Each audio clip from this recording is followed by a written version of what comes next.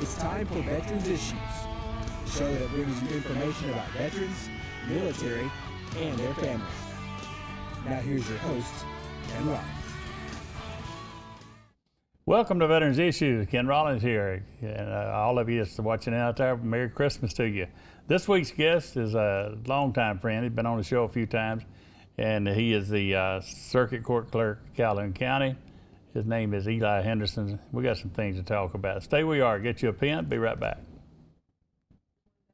Welcome back to Veterans Issues. This week's guest is, he was former county commissioner. He's been everything you think of. I don't think there's anybody in our viewing area that don't know this guy. His name is Eli Henderson. He's currently the Circuit Court Clerk of Calhoun County. And welcome to the show, Eli.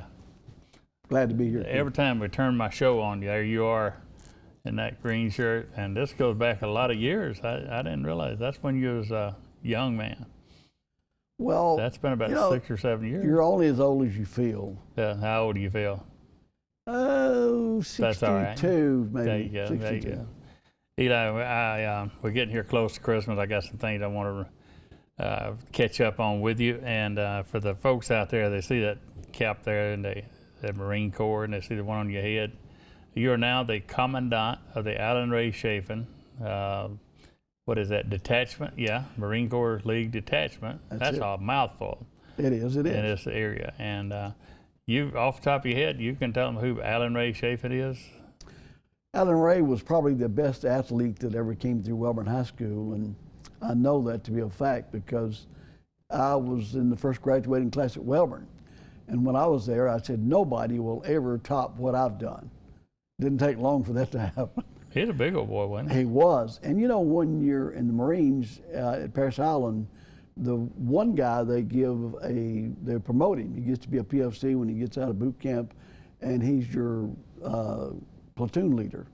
And Alan Ray received those accolades and was probably the top Marine that ever come out of Wellborn High School, or probably, I think, the whole county and maybe the whole state of Alabama.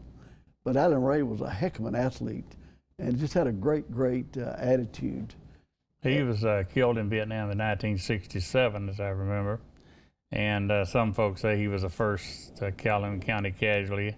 I don't know if that's true or not, but I can tell you that when I got in the veteran business in 1989, that was the first name I heard was Alan Ray Chafin. And it's kind of like when we lost Justin Solahub here, that Alan's death affected this community so much because everybody, I think he was like Mr. Wellborn and that kind of thing. So. You know, I was thinking on the way up here, you and I have been involved not only with Alan Ray, but his sister and also his mother, Evelyn Kilmartin. For those who don't know, how many years ago we put a roof on our house? Oh gosh, yeah, that's been a long whatever time. she needed, she'd always call Ken Rollins, and Kim would call me. And I remember when she needed a roof on her house, and we were helping some other people at that time through some other different agencies associated with the county. Come to find out, we had some old roofing left over from a previous project, and we got the roofing free, and then we got some people to put the roof on for free. But we did that for Alan Ray Chafin's mother.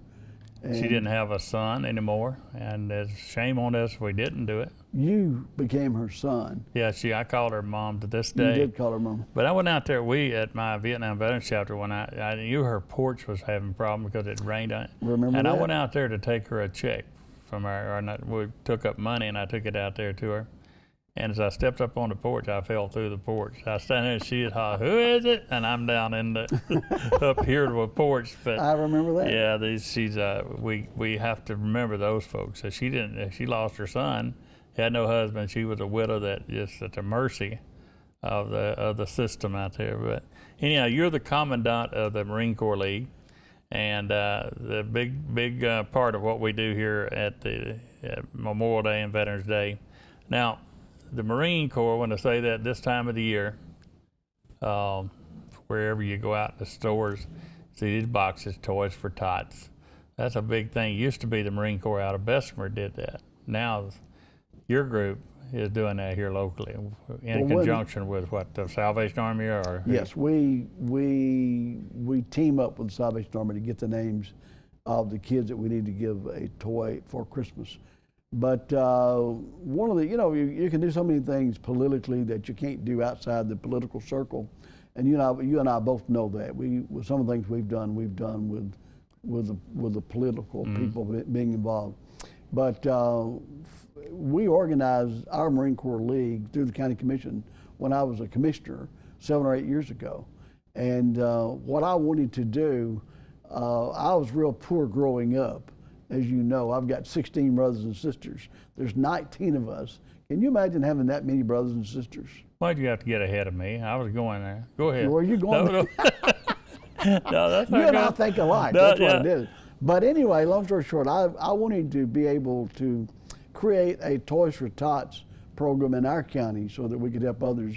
And that's the reason we created the Marine Corps League, so that we could be a part of that. Now then. All right, now then, thank you. When every year, and I told you this off the air before the show, I said, why hadn't it been run? But in our local paper, for those over in Birmingham, we have a thing called the Anniston Star. And every year, for as long as I can remember back, there's been a story, and it's the same story. It's Eli's story, telling about Christmas as a young Henderson boy, amongst, 16 you said? Yes. I'm going to give you the airtime. Tell us that story. Well, real quick, like when I was a kid growing up, my mother used to kid me all the time. She says, we're going to have a spring crop, which is meant we're going to have another brother or sister in the spring. And when I got old enough to realize that what that meant, I said, well, I can't believe I'm having another brother or sister. But sure enough, it seemed like every spring we'd get another brother or sister. And I should have brought some pictures. We moved every time the rent would come due growing up, and nothing was really constant. And I couldn't figure out why we always moved, but after I got older, I figured it was because we didn't have the money to pay the rent. But I remember one Christmas in particular, we lived in Glen Addy, and we lived above Rayfield's store, which we were so poor we couldn't live in those apartments, the Glen Addy apartments. I thought those people were rich because they had those real nice apartments. We lived upstairs, and me and a guy named Jimmy Bushard, who's still alive, remember Jimmy Bushard from the depot? We used to actually catch pigeons in the loft. You ever eat a pigeon? Trying to quit. Eating a pigeon is not all that bad if you're hungry. But anyway, the Salvation Army was where it's at today. It was the same place.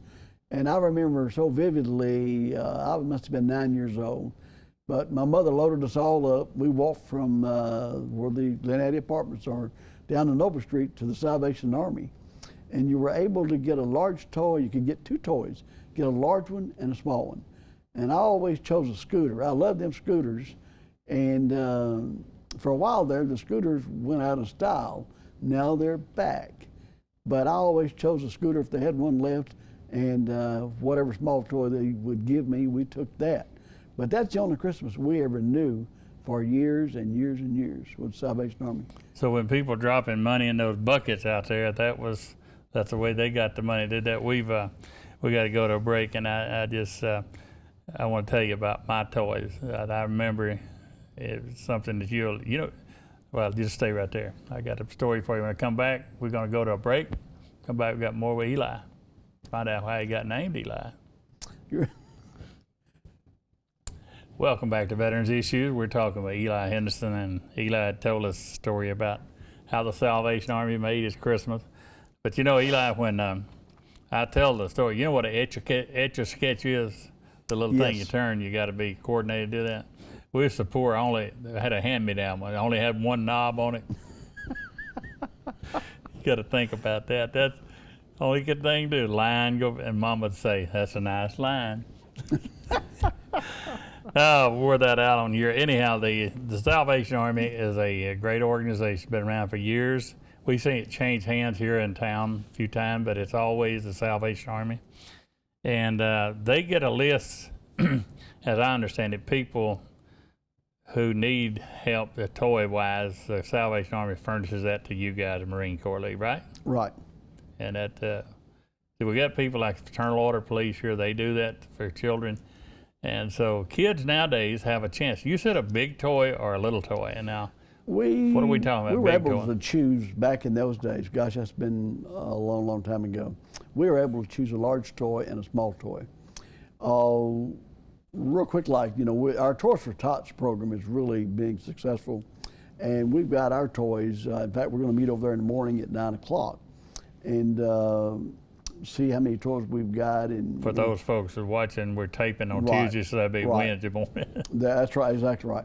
But David Grice, I'd like to put in a word for David Grice, my fellow Marine Corps League member who's in charge of that this year.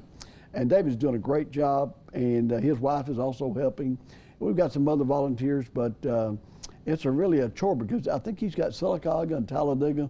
And so we've expanded our Marine Corps outreach for Toys for Tots, and we're doing well. In fact, we had a little meeting this past week with Captain Lynn and his wife from the Salvation Army along with David, and we're going to share some of our toys with the Salvation Army. Don't forget to drop a little in the kettle like you just suggested. We got to do that because we want to make sure everybody gets a toy, every kid gets a toy. But by the same token, we're doing a little better, I think, in big toys, so we're going to give them some of our larger toys that we've gotten. And we worked extremely well today with the Salvation Army. Captain Lynn down at the Salvation Army is doing a great job, and his wife was also really doing a great job. But we partner together to make sure that every kid in the county gets a toy. He was on the show, and so was David Grice. Got David down here, and you can see the passion in his face about what he does. And I don't guess there's probably any higher reward other than seeing the look on a kid's face to get that toy, especially if they got what they wanted.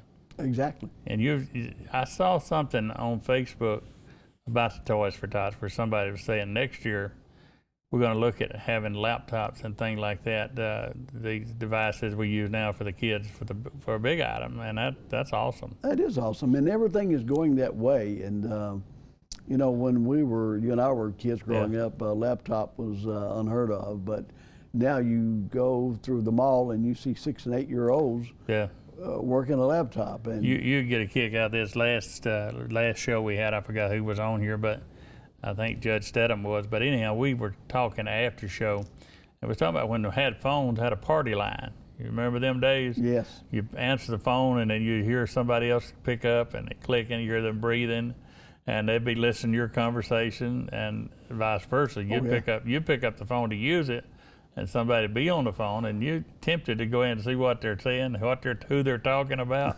That was the day. Now we're to the cell phones and satellites. And you know, I forgot about that until you brought that up, but I remember vividly, and a lot of times we were hoping we could get someone else.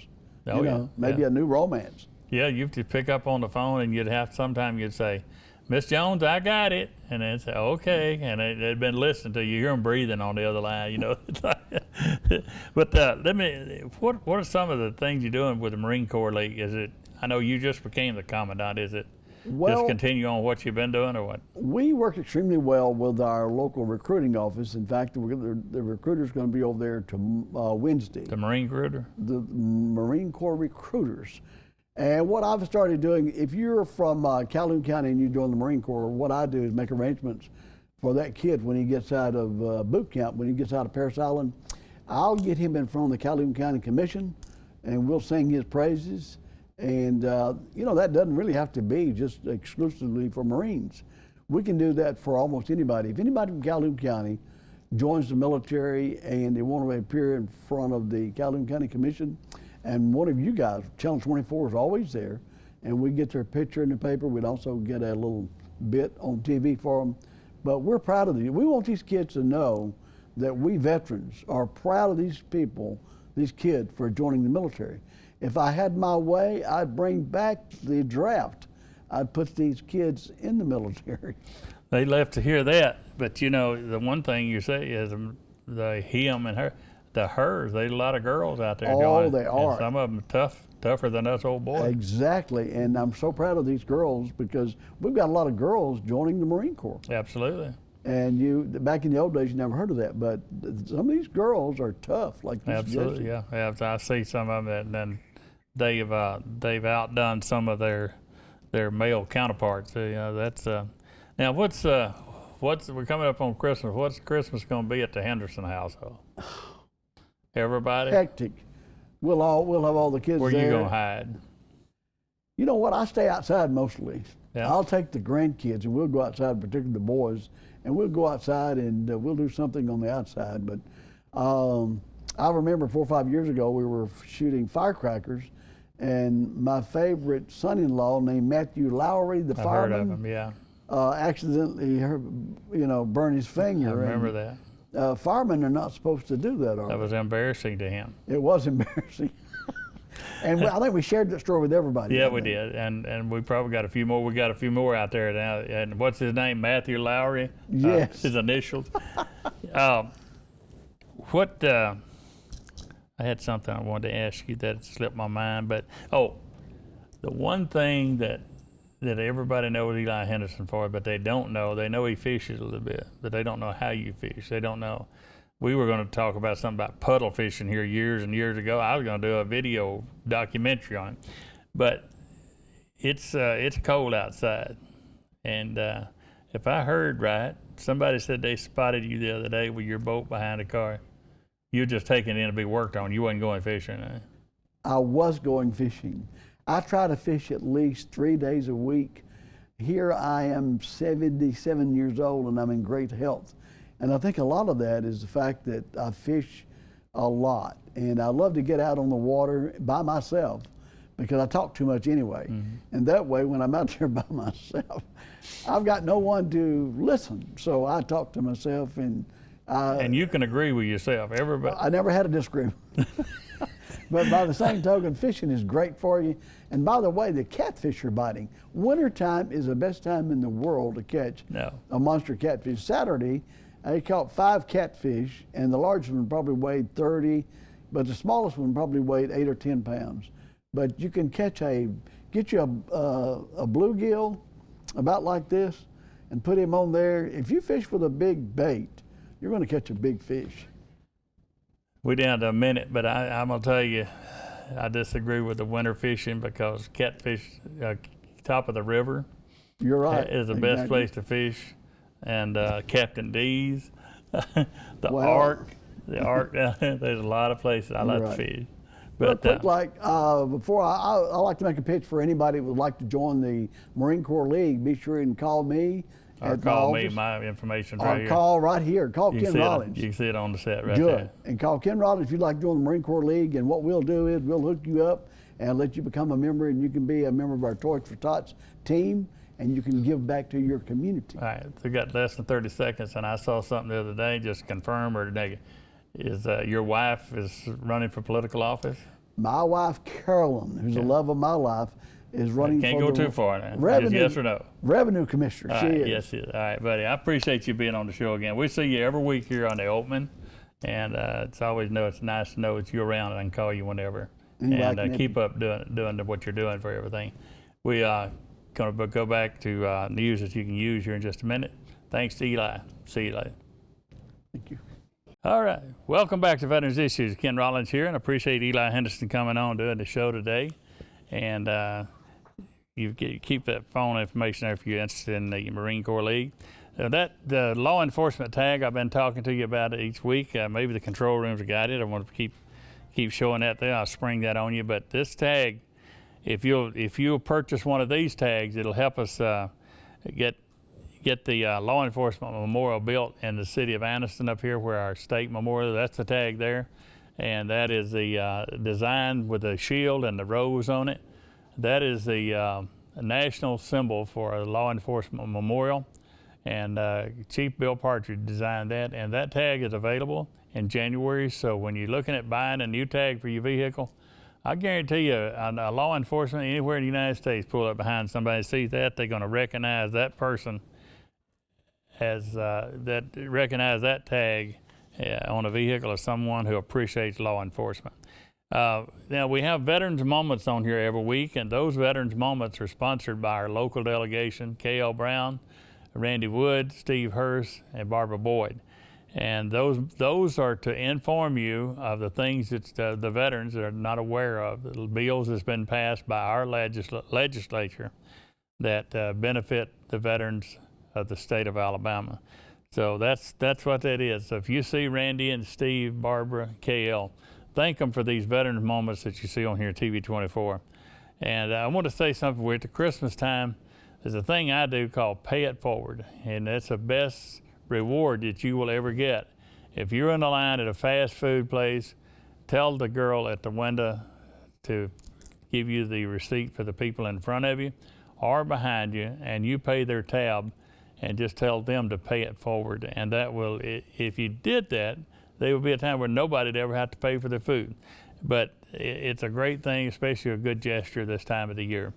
Some things that Bill Partridge had told us when he's on here and we're at the Christmas time is don't leave packages in view in your car in these shopping centers. And don't post your vacation plans on social media like Facebook. Don't say we're going to Florida. Don't post pictures from your vacation from that location, because all you're doing is you're telling the bad guys and girls out there where you are, that house is vacant because you're in Florida. So, and don't, if you get a new TV, don't put the box on the street, because you've just told the bad guys that inside that house is a brand new big screen television. And so I want to thank again Brenda Stedham, Judge Stedham, for setting up the Veterans Court program here in Calhoun County. That is an awesome venture, and she didn't have to do it, but that is something that will help veterans through the court system, and they can use federal dollars to get help for their problem. And so she set that up, and I admire her for doing that, because there's 30 counties in the state of Alabama doing that, and she's one of those counties. And the Community Foundation, if you want to give a tax-deductible donation to them to help build these memorials, that's the Community Foundation, P.O. Box 1826, Anniston 36202.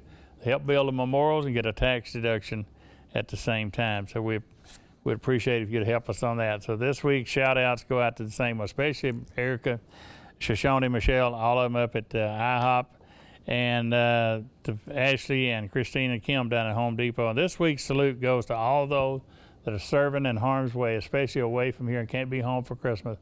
And this salute's for you, and we'll see you here the next year on Veterans Issues.